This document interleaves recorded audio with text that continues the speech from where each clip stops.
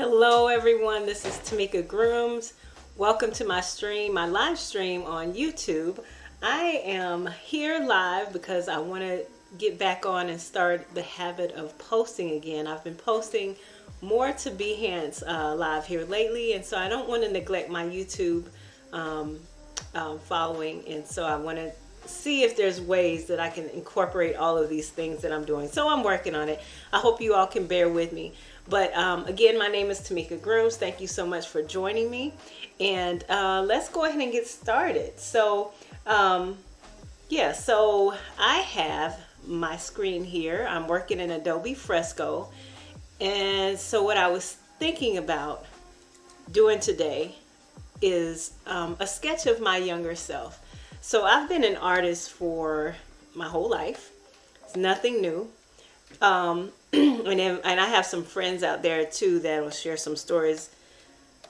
If you got to talk with them, share some stories with you all about how I used to always dream about being an artist and basically want to put my stuff out there, but I wasn't quite sure how, especially back then. When I was discovering that I was an artist. So, but I always had friends that encouraged me and said, you need to do this and blah, blah, blah, blah, blah. And slowly but surely over time, I started to listen.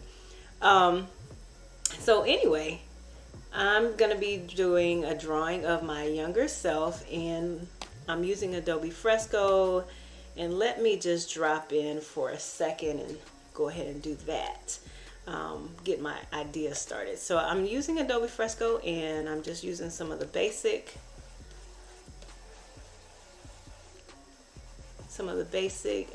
brushes that they have available. And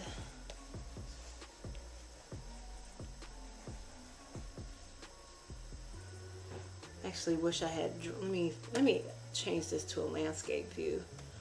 The great thing about Fresco too is I can change my orientation and the size of my file midstream, so it's able to do that really easily and really quickly, because sometimes, especially if I'm just sketching, I'm just coming off the top of my head like now, my idea may start to evolve over time. So anyway, so just to tell you a little bit about me, again, my name is TeMika Grooms. I have been drawing all of my life. Like literally, I have, just like a lot of people, I have pictures from when I was a little kid, and my mom saved them, or at least some of them. And I didn't even know that she had saved some of them until recently. I thought I didn't have anything left because we moved around a bit because we were a military family, and I thought she didn't have anything, but after she passed, I realized that she had actually saved some of the drawings and the books that I did when I was little. So I have some books from when I was book projects from when I was probably about 5, 6, 7 years old, and I was just a wee little old thing, enjoying myself with a pen and paper and crayons and putting together books like the books I saw in the library that my mom worked in. So she worked in her first job in Germany that I remember was, and that may not be her first job in Germany, but I remember my mom working in as a librarian in a high school in Germany, where my brothers went to school. And I would go there after school, and I'd be hanging out in the library while we were waiting for them to finish with school. And so that was kind of like my hangout place back then. But she always worked in a library probably until I was maybe about the age of 18 or so. And so I was always around books. She had books in the house. We had encyclopedias, and I used to love looking at those on Saturday afternoons, just, you know, filling my brain with ideas and learning about stuff randomly, just browsing through the books. And so you know, she always saw what was inside of us, I think, and made sure that she guided us towards what our strengths were. And so I have one brother, he's very talented in the area of music, and another brother who is very athletic and did those type of physical things, and my thing was art. And she encouraged me in doing that. I think she didn't know how I was going to be able to do that as far as making money, but she didn't discourage me from doing it. She did encourage me to do other things, I think, but she didn't discourage me from doing what I was good at, which was art and creativity. So, but anyway, so she used to let me paint on my walls. So I was doing murals in my own bedroom when I was a kid, and I don't think that was something that most parents let their kids do, like paint on the walls in their bedrooms, because I mean, like, you have to paint that over. But so yeah, so I was just painting on my own walls. Now the good thing is that I was using watercolor, so technically speaking, I wasn't painting the wall. I was really just applying color to the wall, because you could wash it off real easily with Windex or whatever. And but eventually I did, you know, paint my own room and all that stuff. So I've been painting rooms for a very long time, and it's not a big deal to me. But anyway, yeah, so I've always been a creative person, and so what I was thinking about for this drawing today, this sketch, because it's not going to be anything super refined.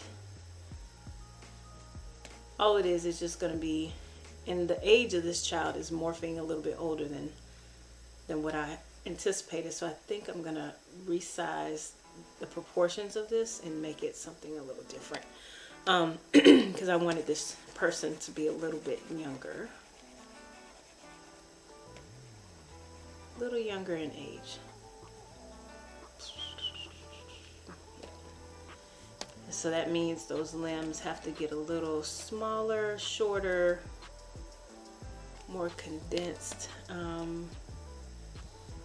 not as close to adult age. So I have to shift down some of these sizes.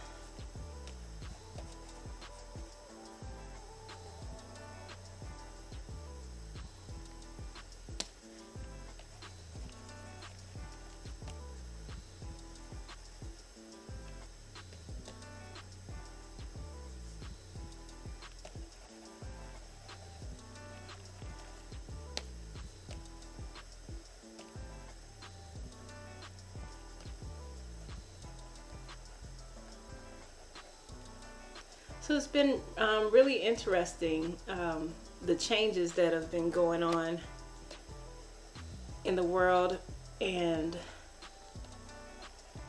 I'm noticing that more and more I'm shifting towards more digital art and working on my tablet.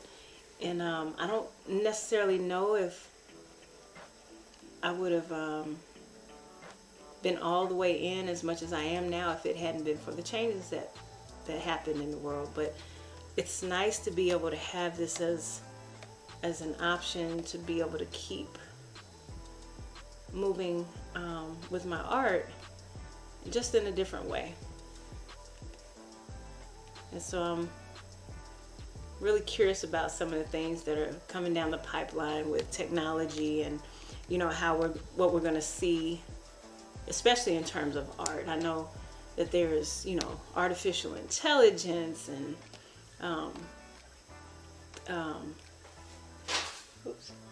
and different types of art that's bringing in the technical side. And so really kind of curious about what all that's going to look like when, you know, 20 years down the road. And what does art making look like? And yeah, so, and hopefully I'll be here for it. and continue to evolve along with whatever is coming my way. Alright, so I am, probably should have shifted the shoulder down just a little bit. So I'm working out this sketch. I don't really, so if this child is left-handed, I'm sorry, right-handed, then probably this hand will be pulled in and under just a little bit. And that shoulder will be up a little bit higher. So I'm just coming off the top of my head with this. I have no idea exactly what this is gonna look like, but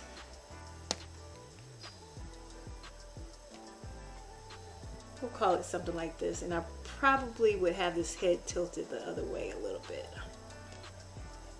because now that shoulder is up higher.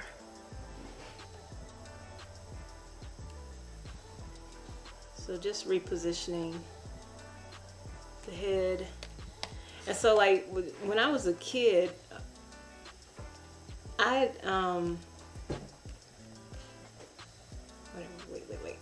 Let me finish my thought with this. I was the youngest of my siblings, and so they were out of the house and gone living their lives and whatnot, and so I had a lot of time by myself, and being a latchkey kid and whatnot. So I used to come home and draw and do my homework, get my snack and all that stuff, but I'd be in the house, and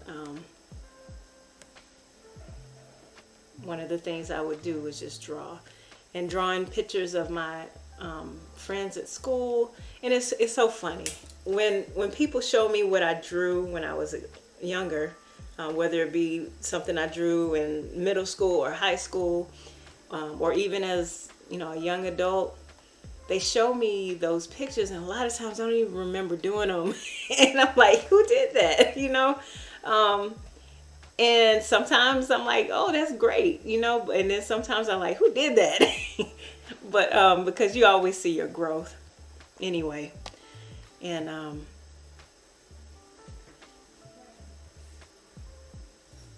so yeah, I'm always growing.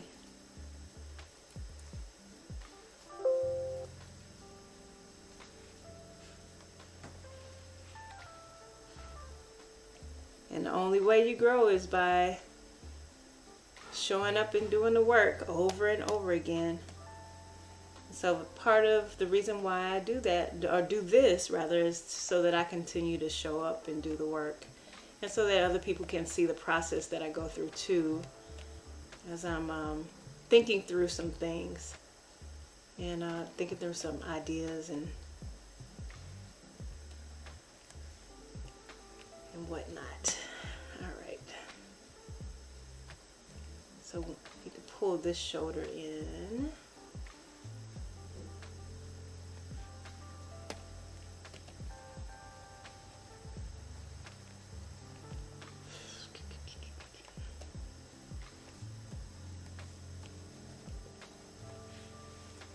Okay, I think I have, keep adjusting because I didn't go about this quite in the right way. It's really, his rib cage is here, or her rib cage is here. Spine is here. Pelvic area is here. And then we have the thigh bone and the knee. So it's rough. There's some other adjustments I could make, but I want to keep moving with this one. All right.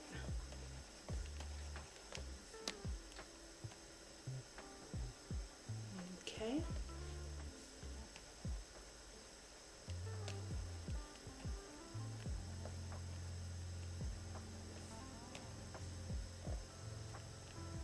Same thing with this other leg.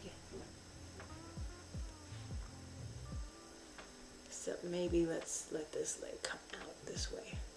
I did a sketch similar to this for Inktober last year, and it was of a girl who was in her bedroom, and she was looking at a magazine with LL Cool J the rapper, on it.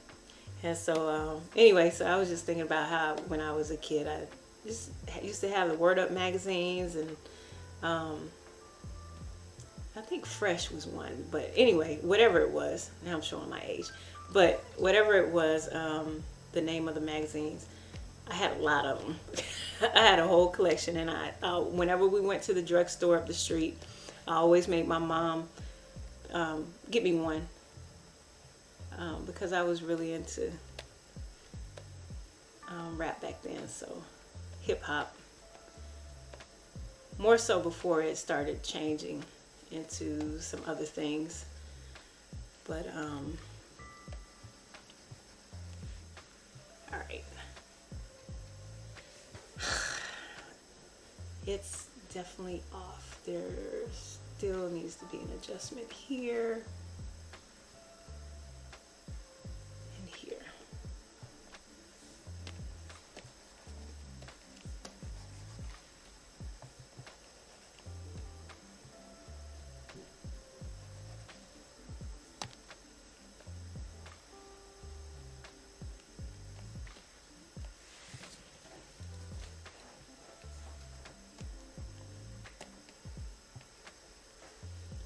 Alrighty, so we have this person here, and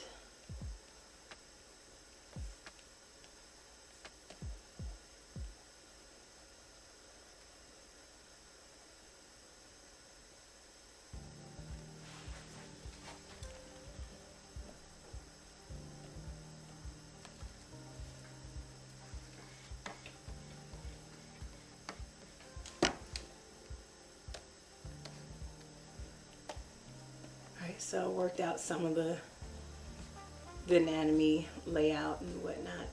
I used to be a real big fan of Mad magazine back in the day too, so this just kind of reminded me of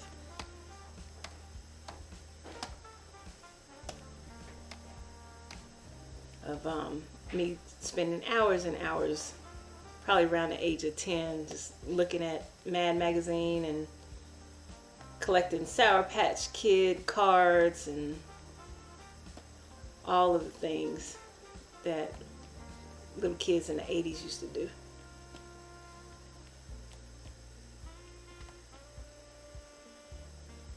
Alright, so I have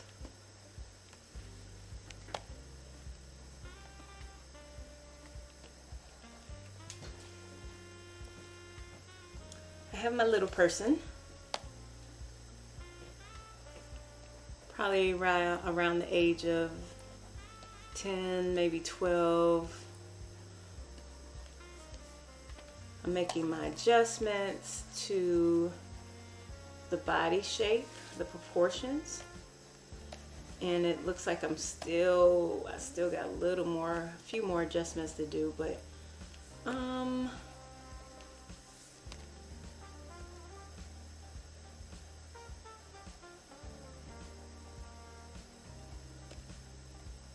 the neck is somewhere foreshortened where we can't see it too much.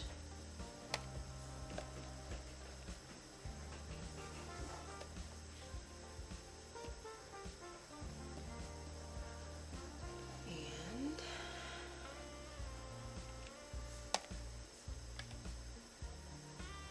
still need to pull this hand in just a little bit, so.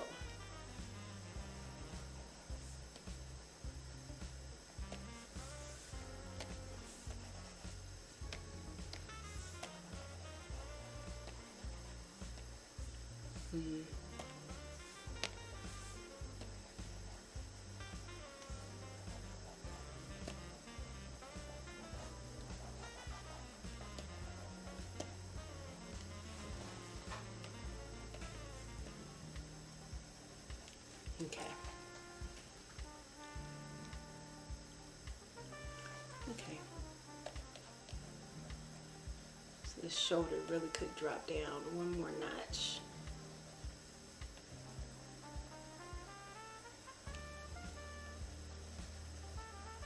Just to fit that in. So there's probably a rise in this left shoulder and a drop in the right. least.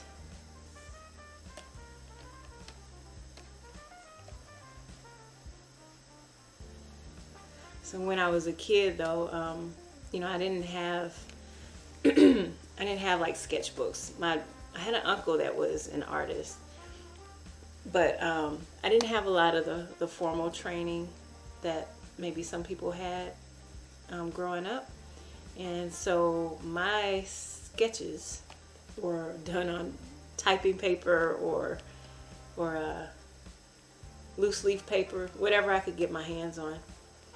And I would sketch and draw and observe and just kind of see what things look like. And most of what I drew was people. So even to this day, I like to draw people.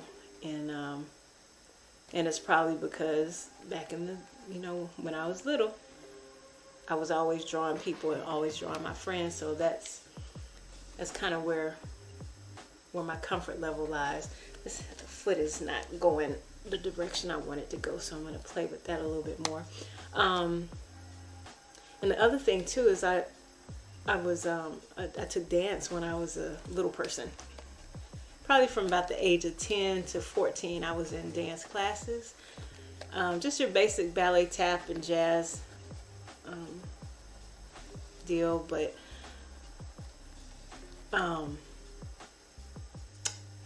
yeah, so I learned how to watch and study bodies and how bodies move in space. And so that kind of helps me now with my art, because I'm always looking at how people move. And even like how I'm working through this now, I'm kind of figuring out like where are the balance points and where are the points where the ground is supporting, you know, the elbow, and that transfers to the shoulder. Like how does a thing stay stable in space and still be animated? And so those are the kind of things that I'm thinking about as I'm going through the sketching process. And so I'm fumbling through this a little bit at a time. Y'all get to see it real time of, you know, how I'm figuring out where things are. And for me, it can be a little slow. I know there's artists out there that can probably knock this out much faster, but I'm finding my way through this and figuring out where the actual body parts are, and trying to express what I want to express in the movement of the body. So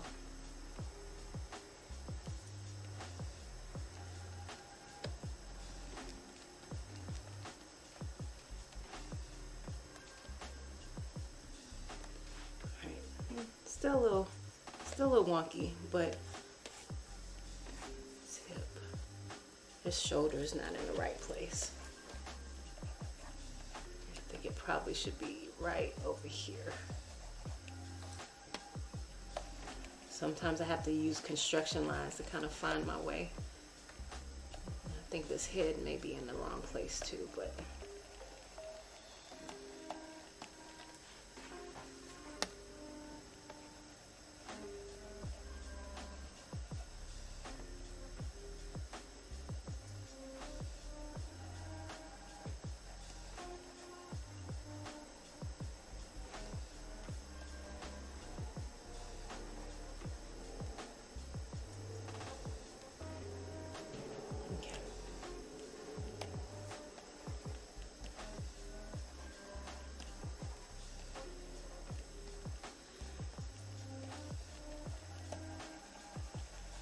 alright, so something to this effect.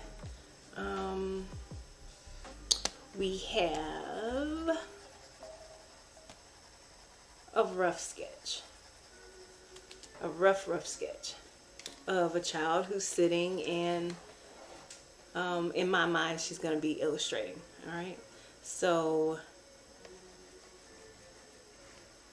it's funny now that I'm thinking about what this child may actually look like. I was just reminiscing on the Jerry curl I used to have when I was 10. Oh, I'm so happy Jerry curls are gone. But anyway, sorry, I forgot to turn this down. But long gone are the days of the Jerry curl, and you know, some things need to be left by the wayside. All right, so we have our sketch here, and I don't think I'm going to put a Jerry curl on this little person. That might be entertaining, but I didn't think I'm going to do that today.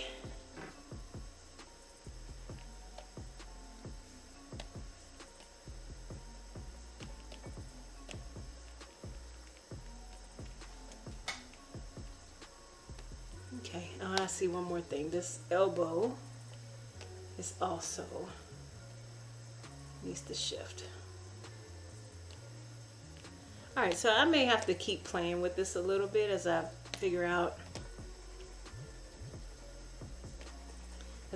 where things are. But for a sketch, I think this is decent.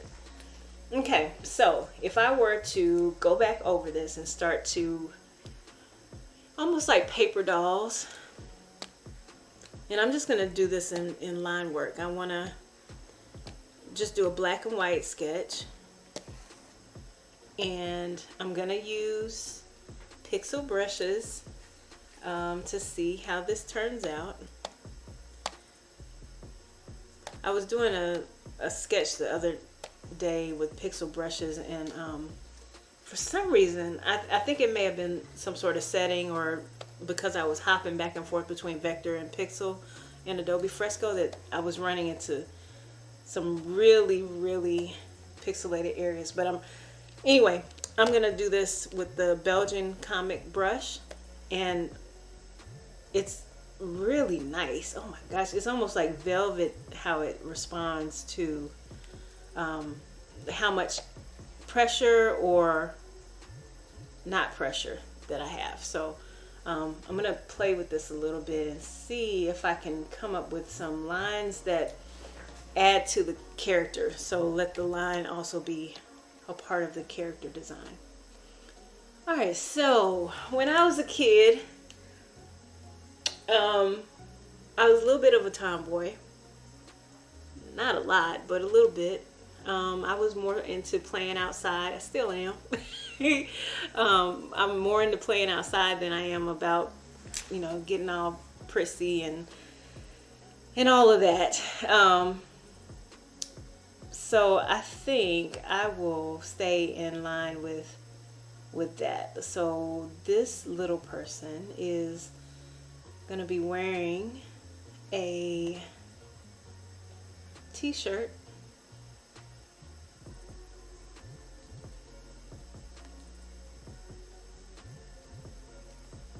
and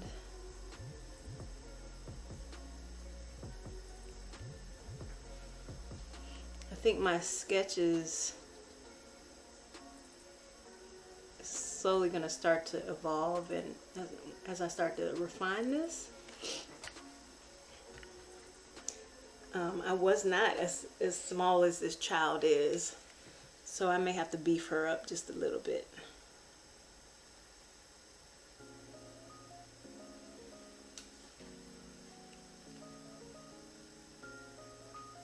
And that's probably not the best way to say it, but I want to add just a little bit more weight on her, so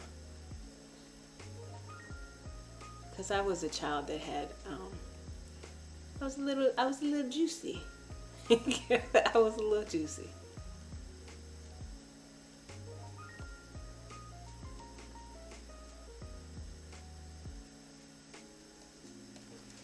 Okay, decent start.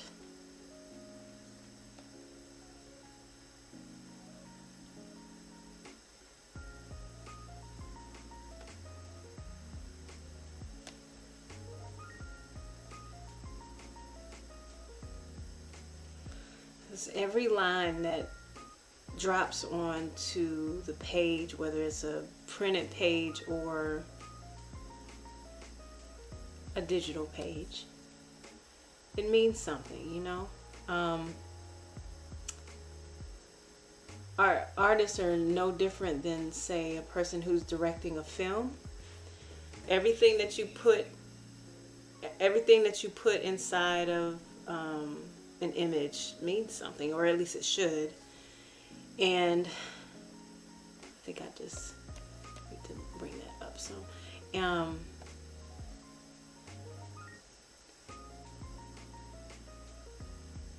yeah, so everything should mean something because it's taking up real estate on the page. So how can I as an artist show what's really important on this page? And also too, how can I bring in story? So the tricky thing with doing illustrations, I'm a part of the Society of Children's Book Writers and Illustrators, SCBWI, and I see a lot of portfolios. And this comment that I'm making now is not to say that my portfolio is by any means stellar, because I know lots of artists out there that have really strong portfolios where, you know, mine may be weak in other areas, but the benefit of being in the position that I'm in is I get to see a lot of portfolios. And one of the things that I notice is people like me who are very character driven in their illustrations sometimes can go where they focus too heavily on that. So so if I were to finish out this illustration, and I'm probably not going to do it in this setting, but I would start thinking about, where is this child? So I've given her some shadow to represent that she's grounded down into the space, but where is she? You know, where is she? Is she in her room? Is she in her living room? Is she in her grandmother's house? Is she maybe at school? Well, usually kids this age aren't laying on the ground drawing at school. Maybe, I don't know, a 4 or 5-year-old might be. But, you know, how can you place this character inside of a space and let that space also inform the story that they have to share? So it's one thing to be able to draw a character, but can you place that character within a space where they can tell a story together?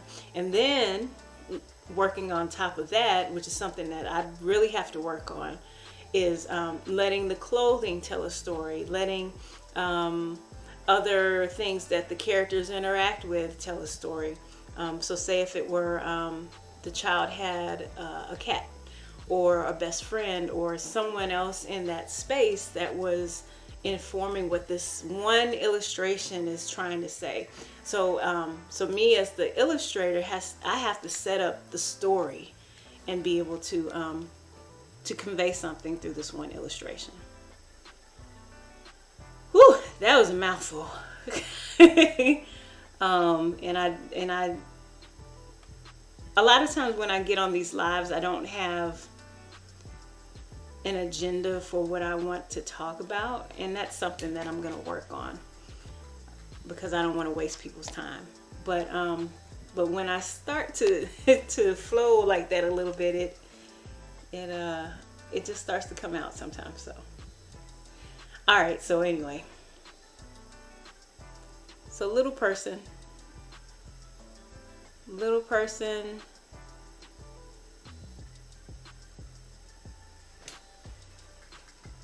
drawing. I don't know where she's drawing at yet, but she's content.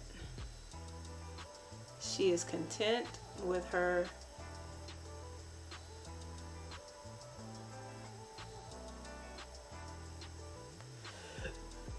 art. And so my sketch was just a sketch.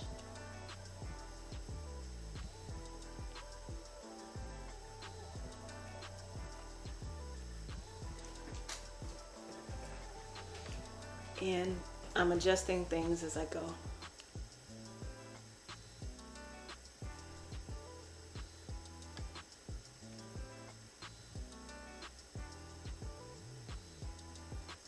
So my mom, when I was probably at this age, we'll say that on this image, this is a child around the age of I don't know, we'll say she's,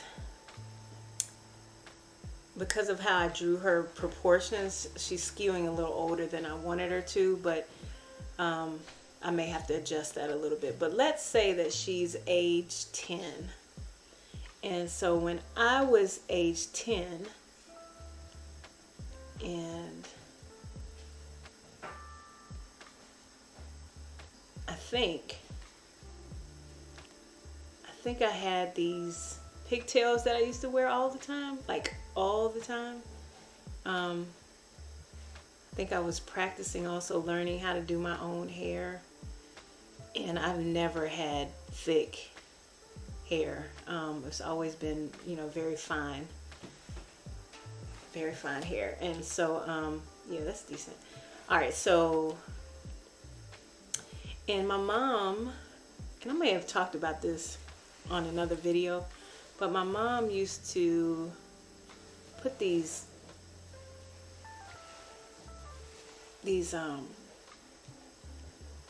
bows, I don't know what they call them, but they were like, hold on, I'm trying to draw it. I can't draw it and talk about it at the same time. But anyway, there we go. All right, here we go. So I used to have these bows, and they looked like ropes, and I don't know what the fabric was, but it was almost like yarn. And I used to have these little pigtails, plait pigtails that probably stuck up off my head most of the time. So I've been on many hair journeys, y'all. I've been on many hair journeys in my life. So we'll come back. I think I need to come now, because this is looking just like the rope. So there were the ropes, the bows that she used to tie on my hair, and then we'll just do it like that. So, and then there were the actual braids. So the actual braids that come on. So this is my quick way of doing hair braids. And we'll say it had a barrette at the end. Maybe not, who knows. And maybe something like that. That's not quite how I wanted that to look, but we'll see. We'll see. It'll probably change again. All right, so, and then the same thing on the other side. So yeah, that's not it. It's so fun doing this live, y'all, because when I struggle, y'all get to watch me struggle. And when I'm hitting, y'all get to watch me hitting. So just take it how it comes. That's really the real process of it, right?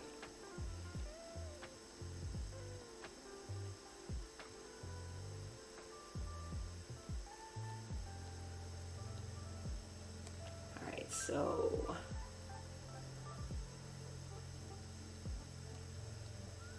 these are the actual ribbons.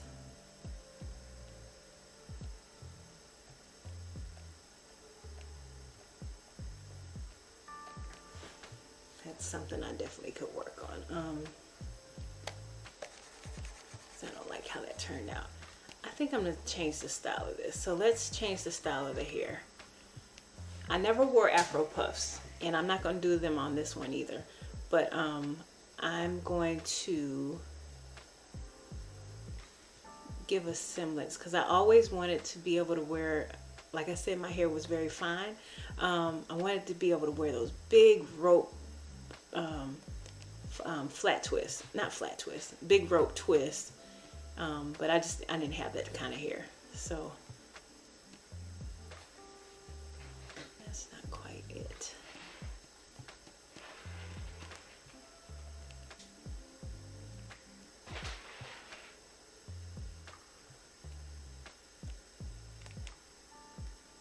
So it's something like this.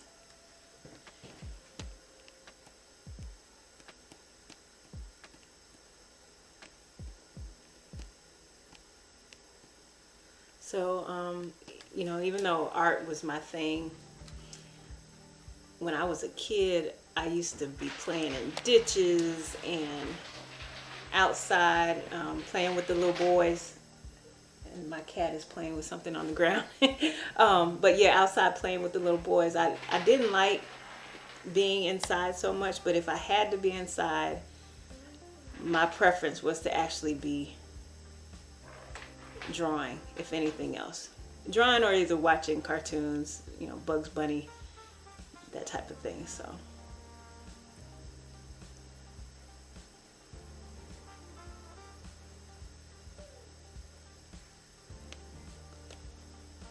oh no, I'm on the wrong layer. It never fails. It never fails. Let's try that again. All right. Okay, let's try it again for me.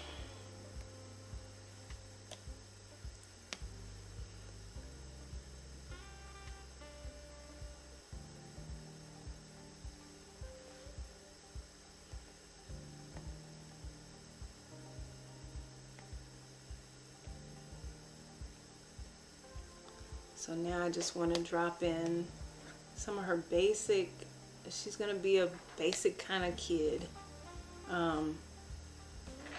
You know, when I think about my kids now, they've always been very, very sparkly daughters.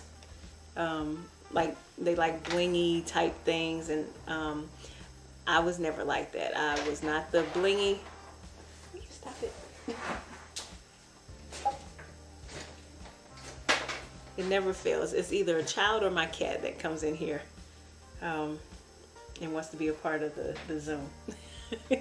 The Zoom or the live. So anyway.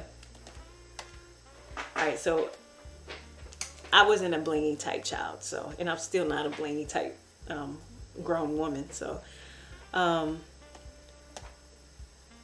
I want to make sure that I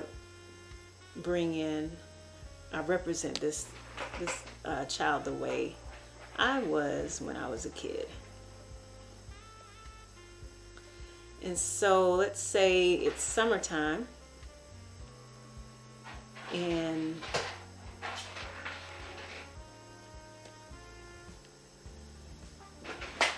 she has on shorts and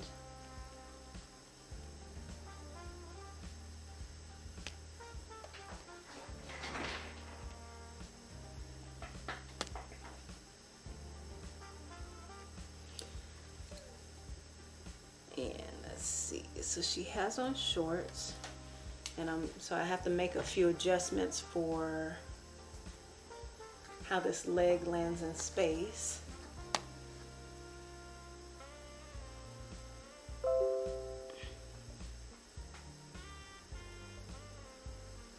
And I may even make her leg just a little bit shorter. So the sketch is there to kind of help me work through the idea, but even as I go along, I may see that more adjustments need to be made. So gosh, I really could have shortened her torso, and I'm gonna go ahead and just do that now. So let's duplicate this layer. This is when digital comes in handy. I'm going to duplicate this layer. I'm going to erase the torso. Actually, I'm going to erase all the way up to here, because I like what I've done, but I want to make sure that things are in the right place. So erase this. A lot of times when I'm drawing things, the bodies do tend to get a little long. It's not intentional, but it's something that I have to watch out for. So her body really could be shortened to about right here. So if I was actually looking at a child, and even as a grown-up, like, where do your elbows actually land? So for me, on my body, everybody's body is different. When I hold my elbows right next to my side, it's right at my waist. And so the way I had it before, it wasn't in the right place. So it really probably should be a little closer to here. And I probably could shorten the top of her head a little bit and then pull this in a little bit. So I'm just rescaling her body slightly. Her legs still look a little long to me. So let's see if I can cheat this a tiny bit. That looks slightly better already. Okay, all right. So, yeah, let's see what the legs do. All right, so I want the leg to be separated just slightly. I don't want it to be side by side. And since I changed the scale, I still want this foot to be where it is. I think I'm going to put socks on her.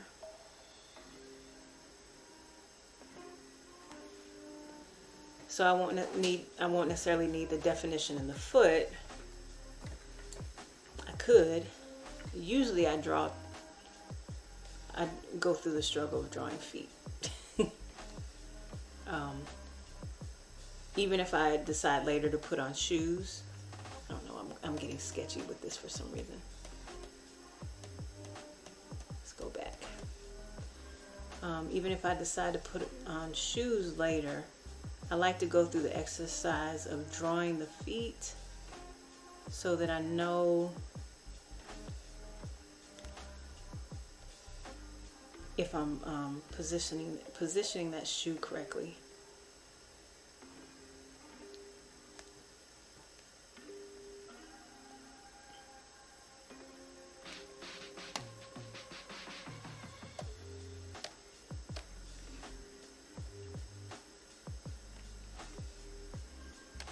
Okay. I'm on the wrong layer. Why, oh why, oh why?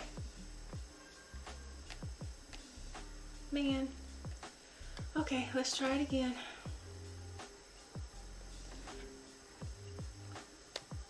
I had a manager one time tell me when I was early in my career, trying to make revisions, and I was complaining about having to do it one more time because I was just frustrated. And he said to me, that's how you get to be faster. And I never complained about doing revisions again after that, because he was right. And the more I did it, the faster I got. And even though I didn't want to do the revisions again. And actually, I think at the time, the revision that I had to do was because of a mistake I made. So it wasn't like someone was changing something and were forcing me to have to do work because of a mistake that they made. I think it was a mistake that I made. And so after that, I never complained about revisions again, because I just know it's a part of the process. So just like I drew this leg too small and too short, I have to go back. I have to go back and do it over again to make sure that I get it right. Because that's the whole point of it, is you get it right. So let's try one more time. Let's try one more time.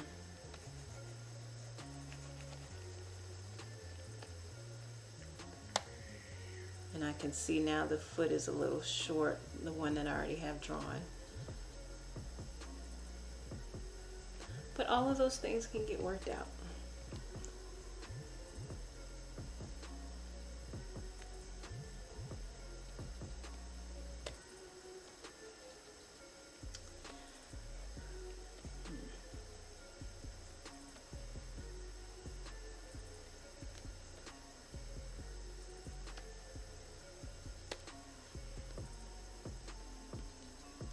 So I was talking about my uncle.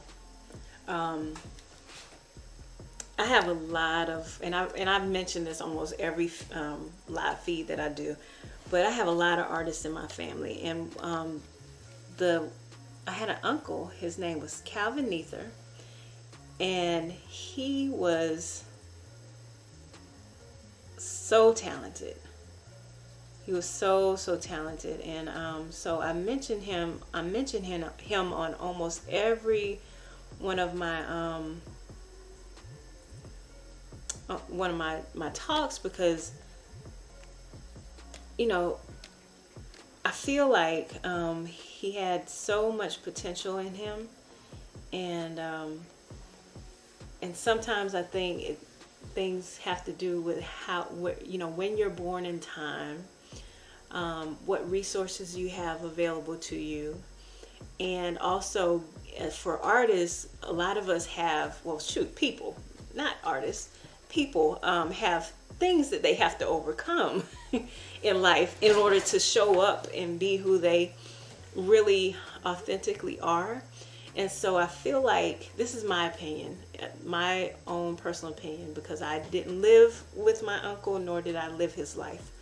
But I feel like that sometimes artists have to get over so many obstacles to reach what their greatness is. And for me, being a younger person who was inspired by him, I admired him, and so I saw that potential, and so sometimes part of the reason why I go so hard for artists and try to support creative people as much as I can is because I know that it's not easy.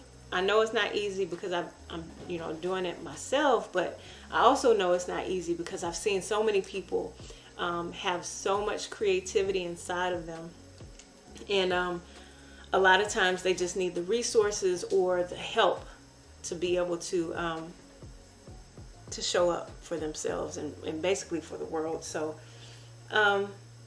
yeah, I just know it's a challenge. So but I'm happy that I had people, or have people in my life too, that are inspirations to me, and they show me that this can be a successful endeavor.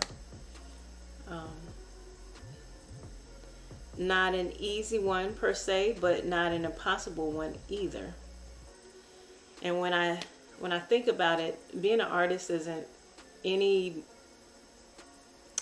harder or easier than many other things that you could do. It's just a matter of cracking the code and figuring out how to do it. But a lot of times, figuring that out has nothing to do with the art either. A lot of times there's other things you have to move past in order to get to where you're trying to go. Okay, my feet are still a little bit too small, so let's adjust. Let's adjust.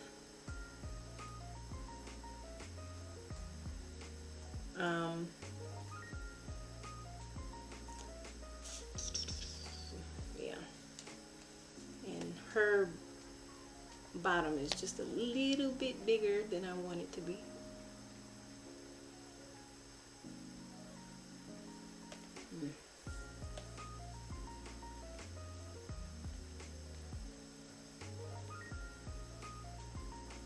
Let's try that. See what this looks like.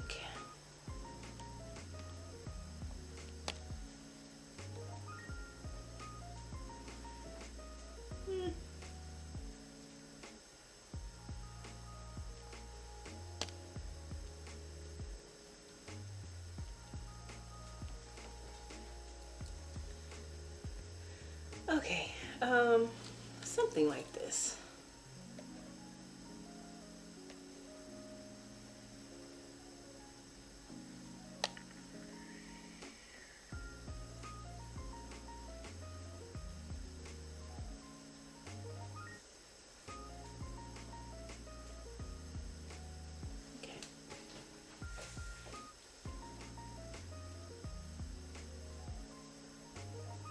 The way I have it drawn, it's almost like she's twisted a little bit, but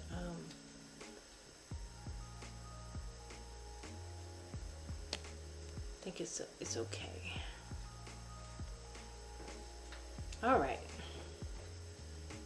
Okay, so let's drop some hands on her. Let's give her a little bit of place. Oh, one thing, because I said I was gonna do some socks. So I don't know who's out there that's watching that may or may not have grown up in the 80s, or if not, just look for a reference. This might be the 70s too, but I remember when I was a kid, I had these ankle socks that had these balls on the back. And I had them in every color to match every outfit. So that's one thing I'm thinking about. And I also had this is actually more so my brother's age, in the 70s, so we're not going to do these socks, but the socks that were like ankle calf socks that came all the way up to your knees, knee socks, and they had like two or three stripes on them of whatever color, so that you had the color to match every outfit. I think my mom was really into matching, but yeah, so anyway, I'm just reminiscing. And I'm noticing, why is my layer locked? That should not be locked. Okay, so let's just go with that. Let's go with the ankle socks, because I definitely remember wearing those in the 80s. And I think ankle socks are appropriate. So we'll go with some ankle socks with the little bobbles on the back. I think it was 2, might have been 1. But I'm gonna put two balls on the back. Is it 1 or 2?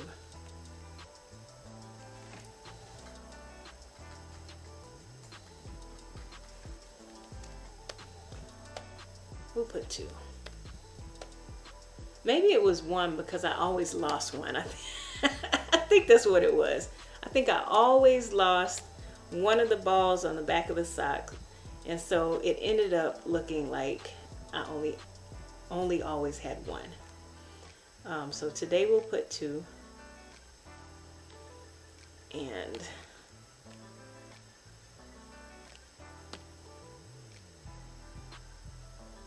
so we got two bobbles. I hope that y'all can hear me out there okay. I did not check my audio, and I would hate to be drawing for an hour and not have any audio. If you can hear me, please drop something in the chat to let me know that you can actually hear me okay. You'll be my sound team for today. All right, so we got the bobbles dropped in, and I think I'm gonna put her, where's down? I think I'm gonna put her in a striped shirt. No, not striped shirt.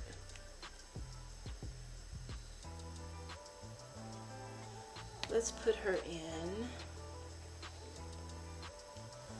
one of those shirts that has the, let's see if I can remember what it looks like.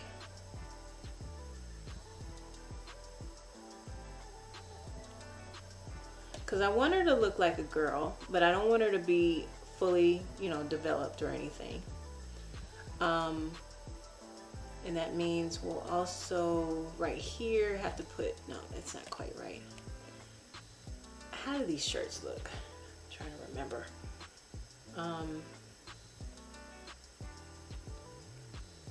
So the shirts that have, I guess it has the color on the top, and then white on the bottom maybe.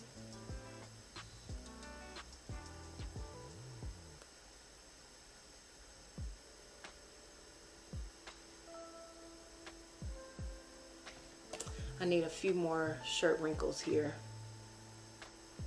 to show that her shoulder is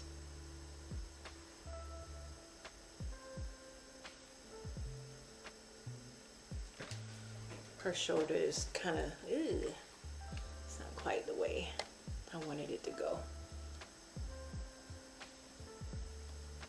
Because now her shoulder is up a little bit too high.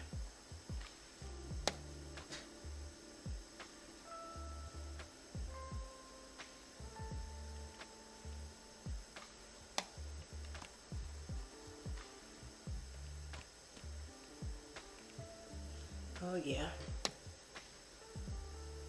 It's up way too high. Because this arm needs to be supporting her a little more. So if I were to bring it straight down. Straight down and then here. And then out. It's a good thing I didn't draw these hands.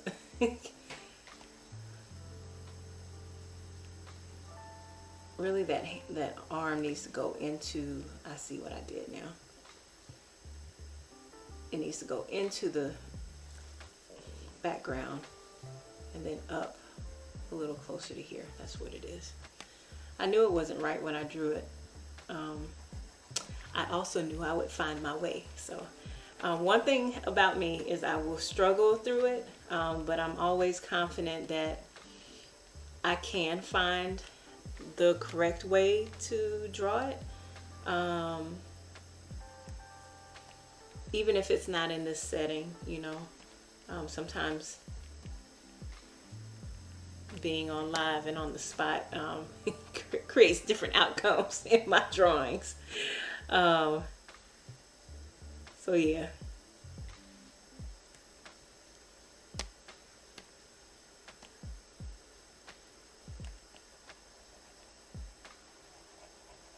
Okay, yeah, I like that a little bit better already.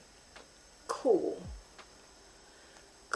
Cool. It is amazing what a slight adjustment can do.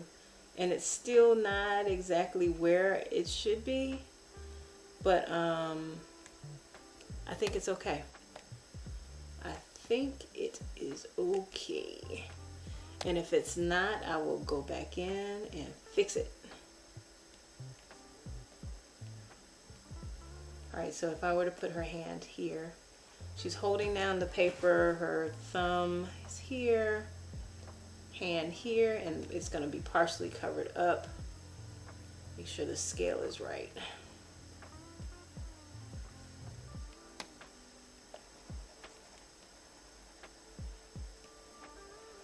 And she has the bone. I think it's called a radial bone, but anyway, she's got the bone in the side of her hand.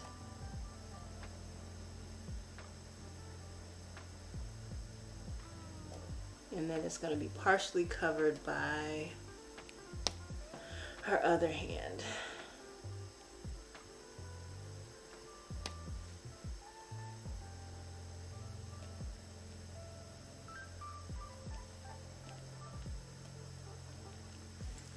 All right. And I think her gaze is slightly in the wrong direction, so I'll have to fix that.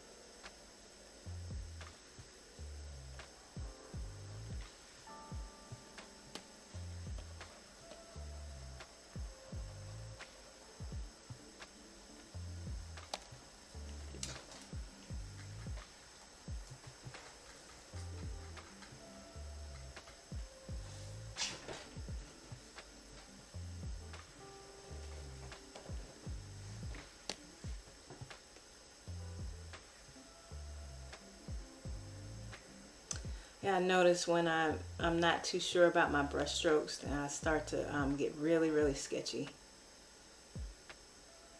Especially when I'm trying to figure out what direction I'm going with a drawing. It's sketchiness is kind of how I work my way through it. I probably could have done at least one more sketch of this before going to the black version, because now I don't know if her head needs to turn slightly. All the things you figure out as you go through the sketch.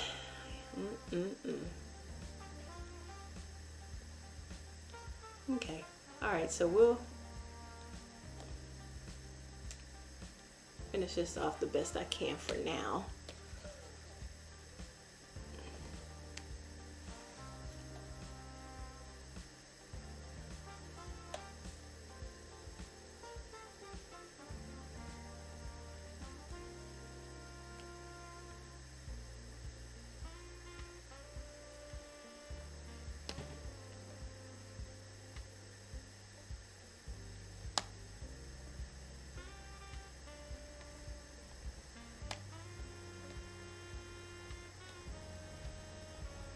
That definitely could have benefited from having a reference on this, especially on this laying down part, but it's okay. Where are the fingers here? Fingers.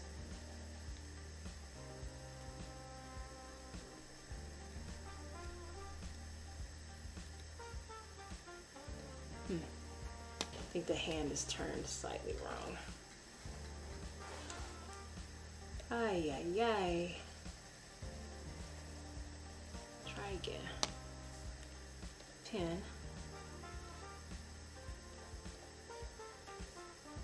Hand. Knuckles. Finger.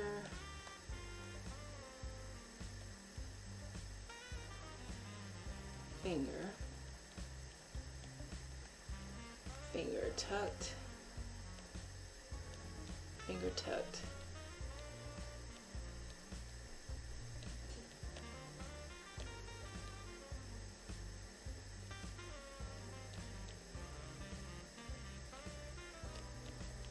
So these are all the things you can kind of work out. And also too, like the level of detail may not even be necessary.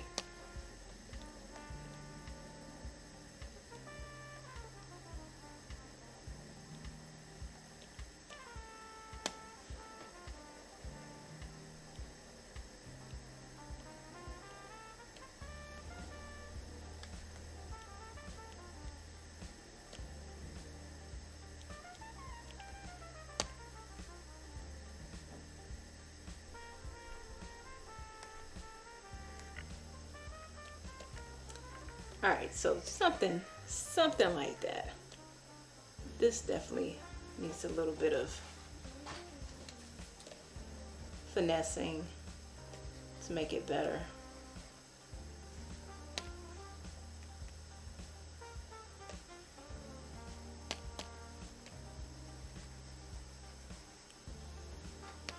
Definitely needs a little finessing. All right, but I think in general,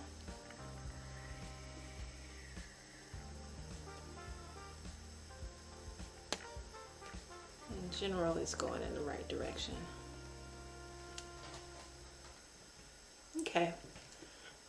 All right. So this hand actually is not shaped the right way. So if she was drawing on a piece of paper,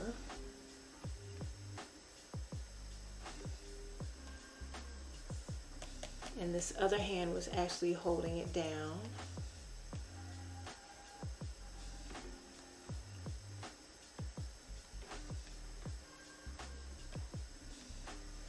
so here's where the story starts to come in. What is she drawing? What is she drawing, and why is she drawing it? The thing about storytelling is there's always an opportunity to answer the who, what, where, why, when, how. You know, tell the story in the image. And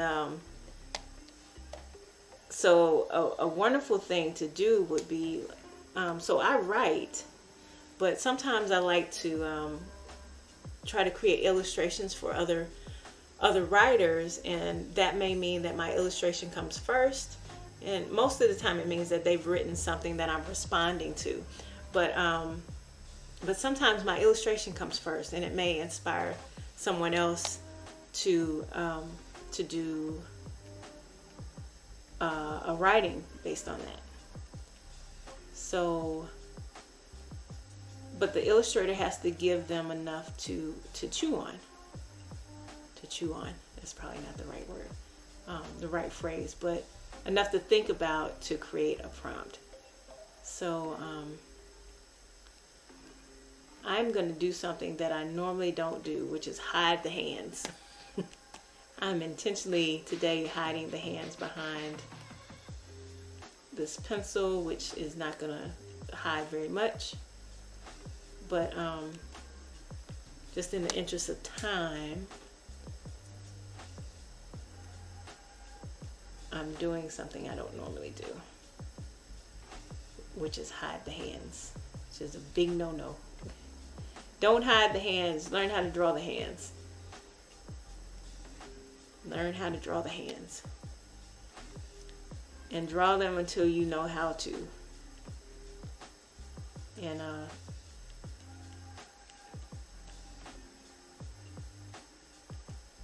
so this isn't going to be exactly how I would want my hands to look, but it's going to be a decent representation of hands.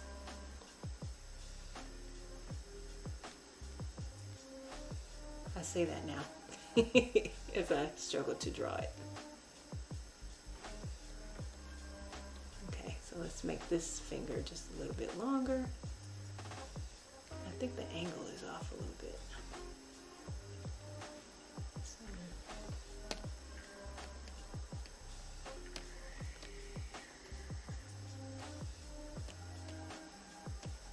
Okay.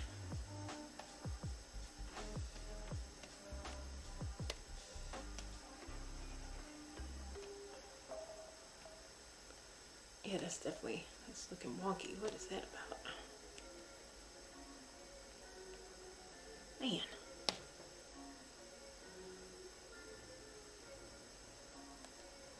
Okay. So finger, finger, finger.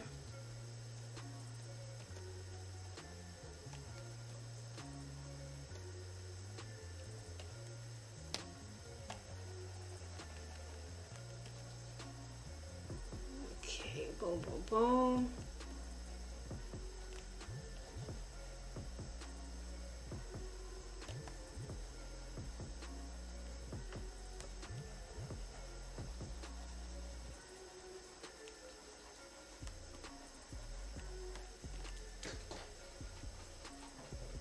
Alright, that hand is just a tad bit too small.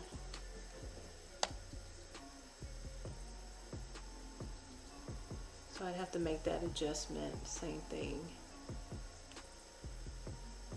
Same thing here.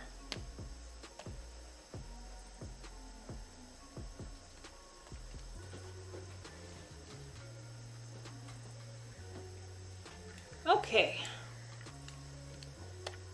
Let me make this minor adjustment with the hand. I say minor, but really I'm starting it over.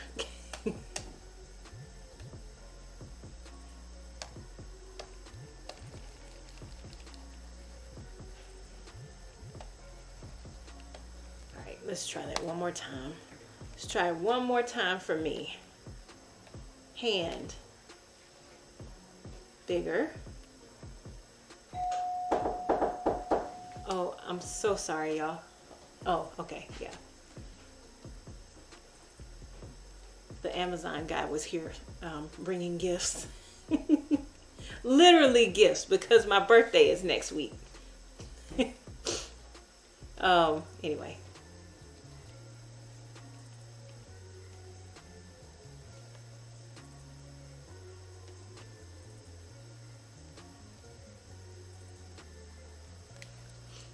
Okay, so this one I did a little rougher version of the fingers.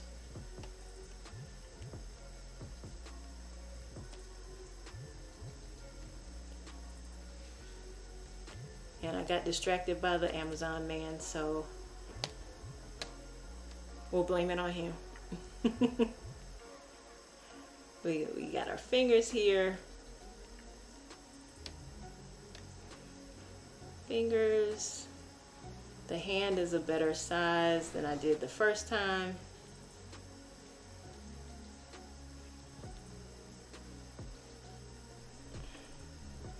But they're looking a little creepy, so I have to fix that. All right.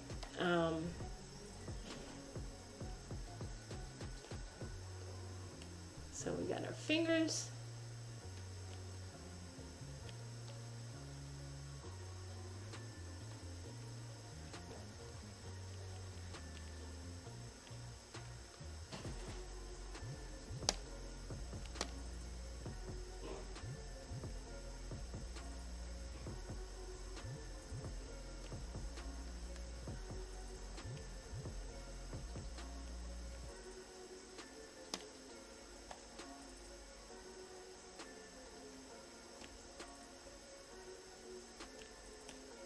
Okay. All right, so something like this. And maybe, I really don't think this thumb would be showing much, at least. Maybe only the tip because of the angle that it's at. All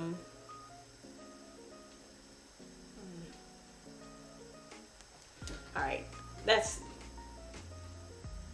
that needs to be worked on, but I think it's probably good enough. So if I were to, and you know what's crazy, y'all? I did a wordless book about almost 6 years ago, and I did it in ink, like pen and ink. And I had an illustration that was not too dissimilar from this, and I don't know how. Well, I know how I did it. I used a blue pencil first. So just like I did this sketch. In fact, let's just take a look see where I came from. Since I'm kind of close to the end. Initially, we were here. So this is where it started. Ignore this little layer issue here because I was drawing on the wrong layer. So we started off here with the blue, and if you missed the beginning of the video, it was really rough. I started off the top of my head, so I didn't use a reference, and honestly didn't even have an idea of where we were going with this. And then started to layer on top. So I resized my whole, the proportions of my character. Had to create some different layers to reshape things and get them the way they needed to be, and also needed to work on the proportions of this child's body too. But now I feel like it's at a pretty decent spot, position where it looks like a child who's drawing, and she looks like she is closer to the age that I saw in my mind, which is between the ages of 8 and 10. So so she looks age appropriate. She looks 80s appropriate, which is where some of the clothing design I was coming up with. And if I was to color this, I might think about some colors. She's a little brown girl because representation is really important to me. I enjoy drawing children that I didn't typically see in children's books when I was a kid. And so let's say, for instance, if I were to color her a really deep cocoa brown, and I'm not even gonna go into like serious detail with this, I'm just gonna kind of drop in some colors, and it's gonna be quick and dirty too. So if we had some cocoa brown dropped in here, and if we had some, I should just do it. I should just go ahead and just drop it in. I'll tell you what, yeah, let's just do it. Let's do it because the colors are going to be blocked in really simple. And I want to get to a finished good illustration. All right. So we have our black and white. And in fact, let's go ahead and drop in a grayscale. So we'll go back to the black. I'm going to make my life a whole lot easier. I'm going to drop in some grays to kind of add some depth. This is not the right brush though. So let's see, what brush can I use? Nope, not that one either. Need a brush with a hard line. Well, I think this might have to be the one. All right, so I'm gonna drop in some grays.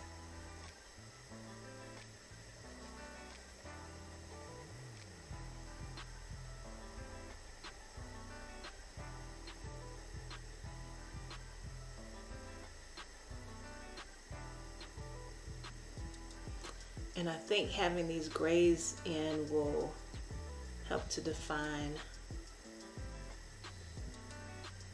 some of these folds that I'm trying to show. So dropping in some grays, and then when I go in with the color, it's gonna hopefully make a little bit more sense. And I won't have to do any shading, or at least not the same level of shading. Go back. All right, so I'm on a different layer with my grays. The light is coming from the top of her head, so we'll imagine that she has a light that's shining from the top, and so that's going to cast a shadow on the bottom. All right, and I'll come back to the shadows on her.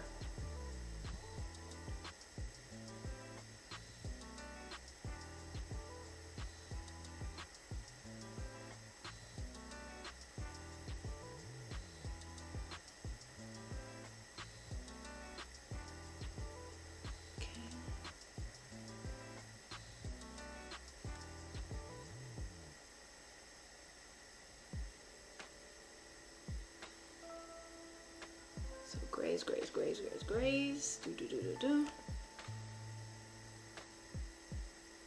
Grays, grays, grays. Okay, let me zoom in a little bit. I have this big old tablet and I act like I'm on something smaller. I don't know why I do this to myself. Nope, not that.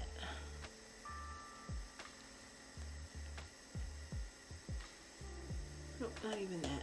It's too much. Alright, so a little bit there, a little bit there.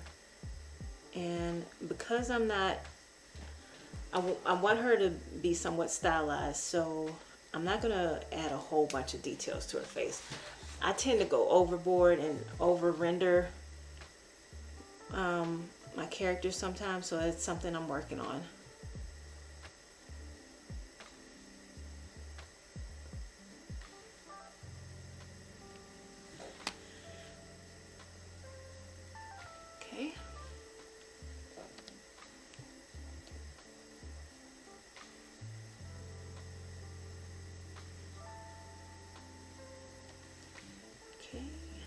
And so what I'm thinking of when I'm doing this, I'm really thinking of something. If I were to put this in my portfolio, I'm thinking about a black and white portfolio. I'm thinking about middle grade illustration, which I'm really interested in doing. I think my work, the way I work, actually lends itself to middle grade. It's my opinion, at least. Okay.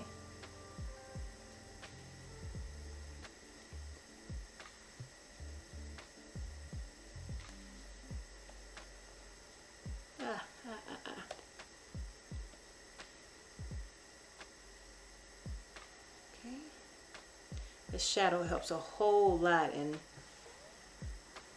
defining the shape of the characters.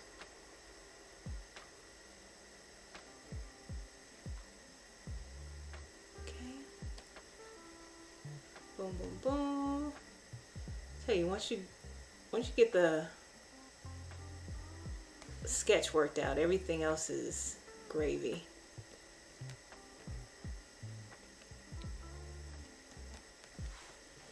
Okay. Okay.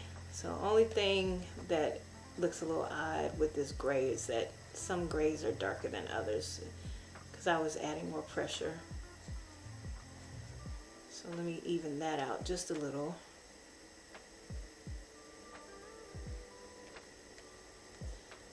Okay. Okay, and so now when I go back and drop in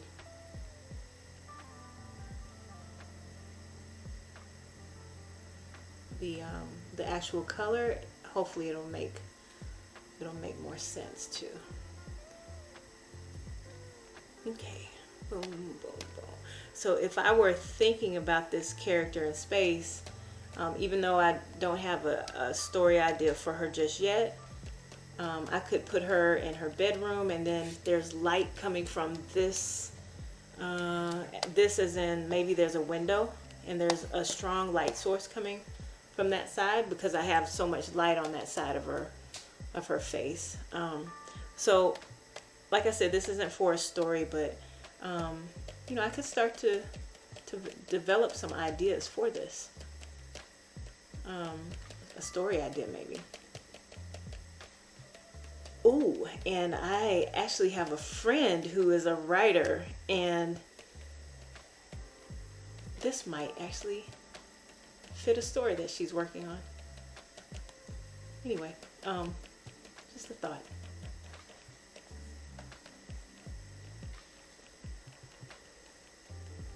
Okay, all right, so let's drop in some color.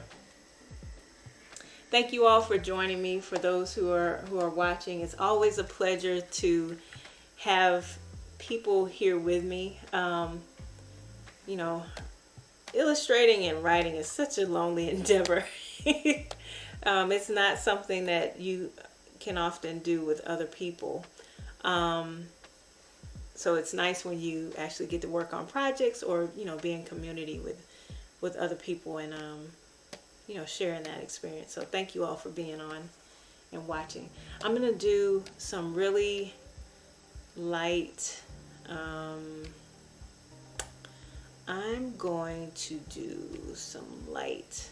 I want her skin to be fairly dark, but not gray.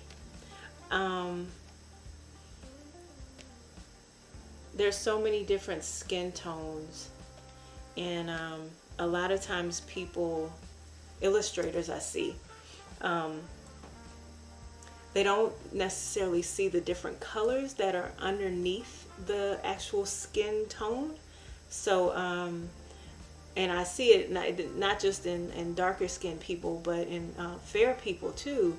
There's so many colors that are underneath that skin, and we're not even talking about the colors that you may get by the things that are in their environment, or certain colors of light that are bouncing off of their skin. I'm talking about the actual skin tone. So there's yellows and oranges and blues and greens sometimes that show up through the skin that you have to take into account for. So some illustrations that I've seen,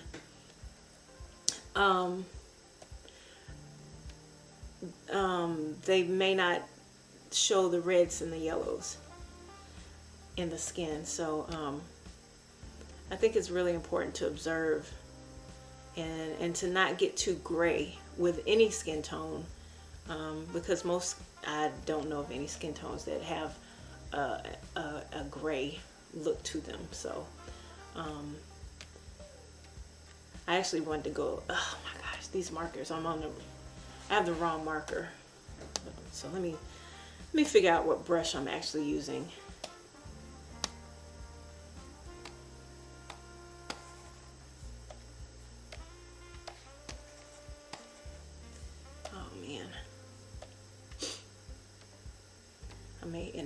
go with the one I had. I just have to figure it out.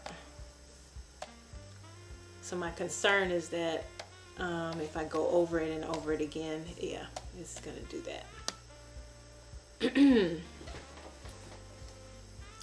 Okay, we'll make it work with what it is. Let's go back to, is it the fountain pen? Maybe it's a fountain pen, I don't know.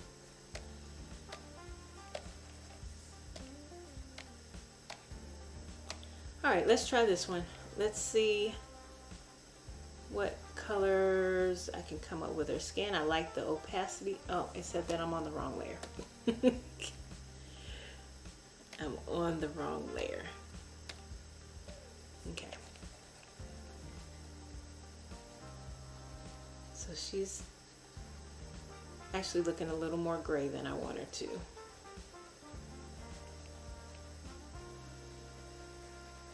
Because I really just wanted to drop one color on her skin, but it'll be okay for now, I think. All right, so same thing here.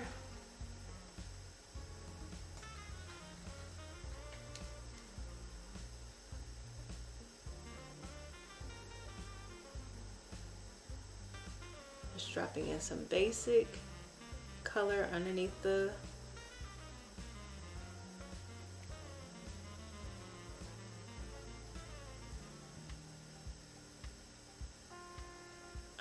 other layers, underneath the other layers, I'm sorry. Started concentrating because I didn't want to mess up. And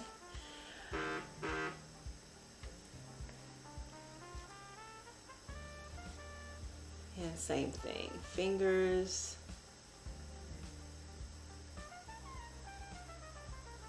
Boom, boom, boom. All right.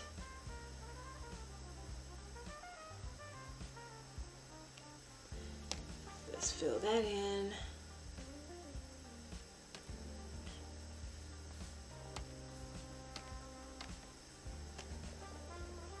Oh no, okay, so this is actually the color I wanted her to be. I wanted it to be a richer red. And it looks like I had to do it twice in order to get there, so.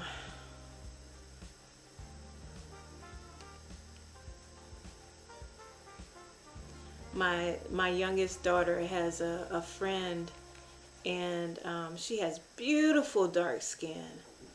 And anyway, I just admire her skin tone.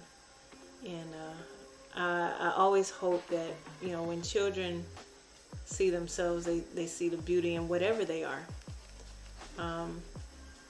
Whatever it is that God put them here as, I hope they see that as being beautiful.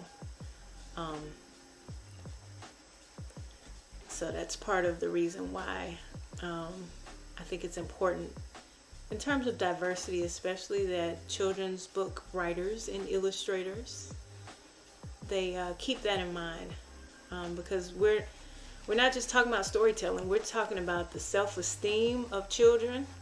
We're talking about their future outcomes and who they're going to be in the world. And if you, as a writer or illustrator, can impact a child through your work, that in turns helps. I can't even get the word out. But anyway, that helps society. And so it's important. It's important work that we're doing when we start talking about creating anything that impacts children. People who are in contact with children in any capacity have a responsibility to be stewards of those beings that they have that time to spend with. So I take great responsibility, I think, in my terms, of why I create.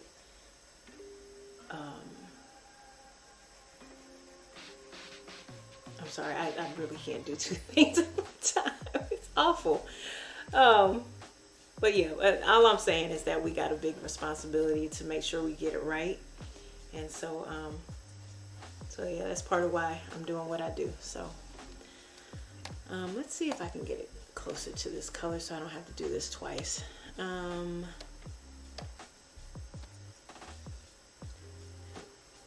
So we try again on this. I'm gonna fill this in on the leg. Fill, fill, fill. Okay. Same thing here. Fill, fill, fill.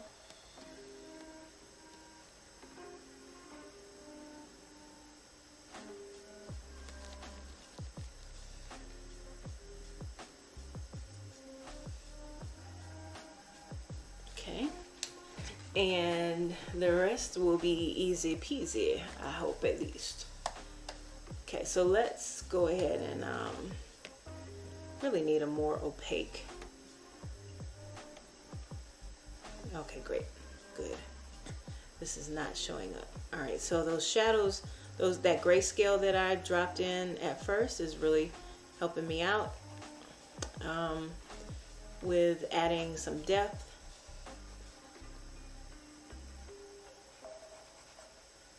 And boom, boom, boom.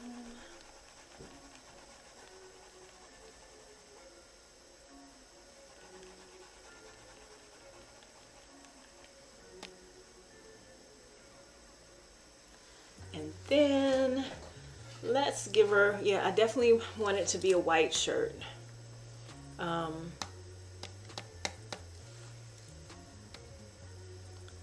Let's put that on a different layer. White shirt.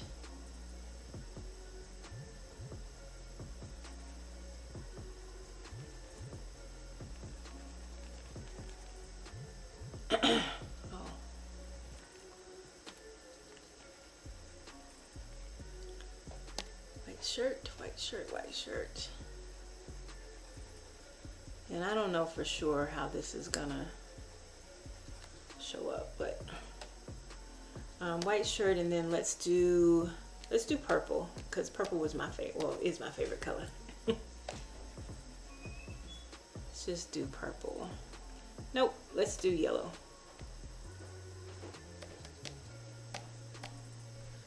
Better yet, let's do orange.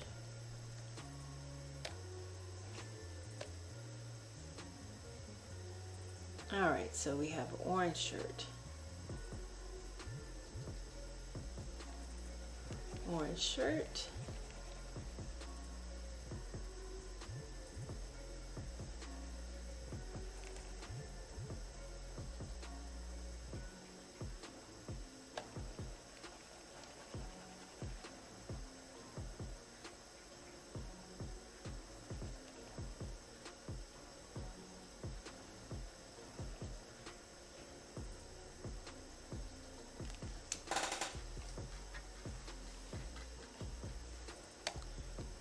Shirt.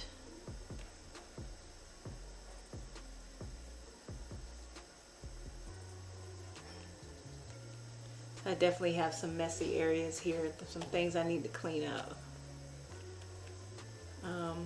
But anyway, my whole goal in coloring this in is to get it to a closer point so that when we end this live, it's at least close to a finished illustration, even if it's not finished. So she has on her matching bubbles for her socks. And let's go to the white. She's got on white socks.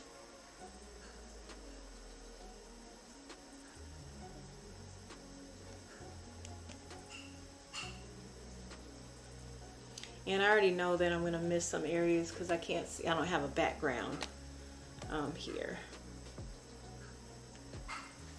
Okay. And then last thing I need to do is something to color in her hair.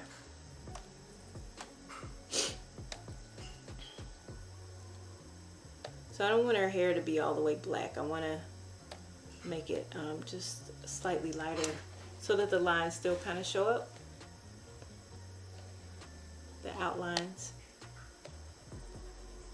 Oops, we'll go back. There we go. Oh, and I forgot the ribbons that I went on and on about. Yeah, I definitely have to catch those ribbons. Hold on. Can't forget to do that. So she has these little bun twists or twisted buns on her hair.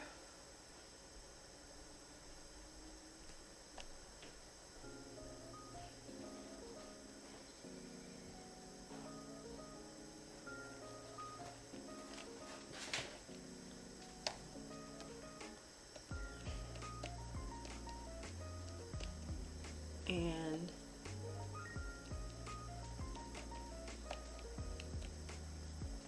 let's erase that, clean this up a little bit.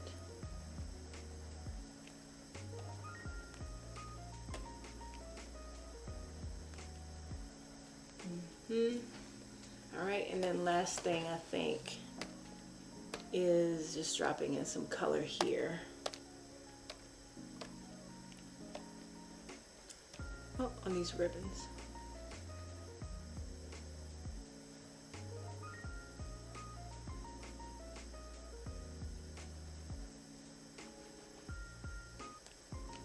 And there'll be some cleanup I need to do.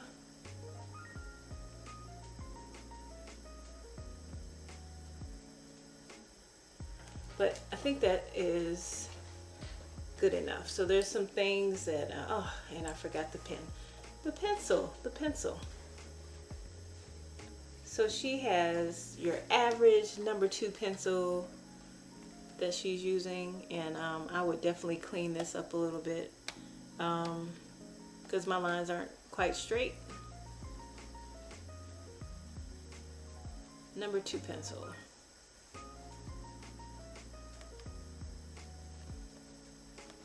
With the gray tip.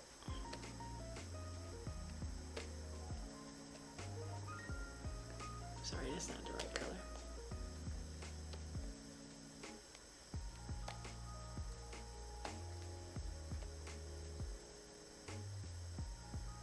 The metal and then the orange. Kind of sorta in this family. Something like that. I really do need to clean up this.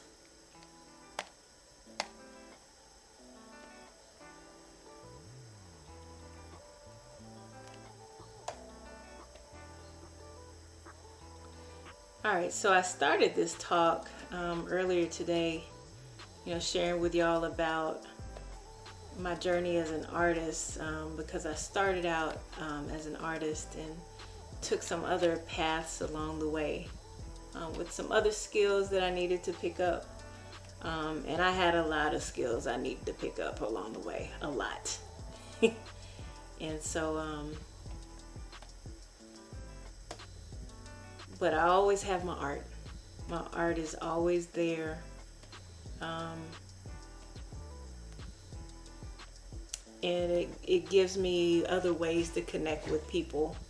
And so, so I'm grateful for it. I really am. This is my illustration for today. Like I was saying, actually, let me show you where we came from. We started from the bottom, now we here. No, it's bad joke.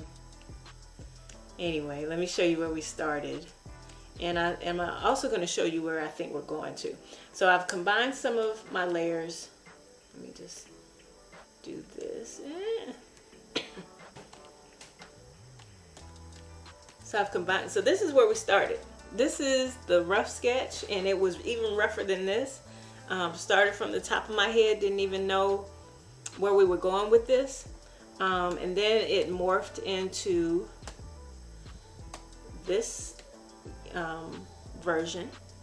And there was probably some steps that I could have taken in between that blue sketch and this one, that would have helped me even position her a little bit more, because what I can see on this illustration is that her head probably could turn a little bit to the left arm, maybe a little bit, possibly, just to give it something, a tilt in the head that would be a little more interesting. But it is what it is now. And I probably would need to just draw this child 1,000 more times. And then we have the color version of it. I really like the black and white version. I think it's stronger, my personal opinion. But what I also would like to start to explore with this is, where is she in space? So I talked about that a little bit, and so let me just drop in before we get off this live. What I would be thinking about is, you know, where is she? Is she in her room maybe? Is she in her room and there's maybe I don't want to do that. Maybe, so this is the ground she's on. This is the ground, so she's grounded down, right? So this is her space landed down. And then maybe, I don't like that angle business. Maybe she is in a room, and so she's in the middle ground. Maybe there's a background of the room with some light coming in it. And maybe in the foreground, I don't know, maybe there's another kid doing what kids do. But what I probably would do, it feels like it needs some overlap. So maybe there's a kitty here overlooking what she's doing, but it needs to be a little bit closer. I don't know. Maybe there's, I don't know, something significant here in the foreground that says she's in her room, to kind of, you know, place her. Maybe it's a bed in the background. I don't know. I'm just coming off the top of my head with stuff now. But I feel like something needs to encapsulate this child in this space. Maybe there's toys all around, and I don't know. There's some sort of way to say that she's in her room, and oh, I got an idea. Maybe there's some sort of imaginary world that's emerging out of what she's actually drawn. That would be interesting. All right, so anyway, so we started with this rough illustration of an idea I had about representing my younger self. And then now I'm starting to see all these different type of ideas that I could go in a different direction, to use visual storytelling to share a story about this one particular image. So anyway, that's where we are. Again, my name is TeMika Grooms. Let me just freeze all this other scribble scrabble I have in the background. My name is TeMika Grooms. I am an illustrator here in the Atlanta area, and it's been my pleasure to be with you here on Kids Lit ATL TV. If you want to learn more about what we have going on with Kids Lit ATL, we do have a meetup group, and you can check us out on meetup.com. There's also a Facebook group, so if you want to learn more about those spaces, there's a community of people that are interested in writing children's books and illustrating children's books here in the Atlanta area. And so the reason why I started that is twofold. So one reason is it was born out of SCBWI Southern Breeze, and there's local liaison groups within that organization. And so what I wanted to do is really start to experiment with different ways to reach people. And that meant for me creating spaces within my community and also making connections with specific facilities, but also using technology to see how I can reach other people. And by using technology, I'm able to connect with people in different ways, just like you and I are connecting here today. And also I wanted to diversify the spaces that I was in within children's books. And so sometimes you have to do things that are a little bit different in order to get different results. So anyway, that's my motivation for Kids Lit ATL. And you are on Kids Lit ATL TV, which is a production out of that. So thank you so much for being here. There will be more programming going on throughout 2021. I'm working on for some ideas and lining up some things for that now. So I do hope that you will be able to stay tuned. And there'll be shorter videos. This was a long one, but the great thing, because it's live, you can zoom through it to see where I started and to see where I ended. But there's going to be lots of chatting in between there, so you can learn more about me too. So again, thank you so much. If you want to learn more about my work, my name is TeMika Grooms. You can go to TeMikaTheArtist.com. It's spelled TeMika, the artist, the normal way.com. And thank you so much for being here with me today.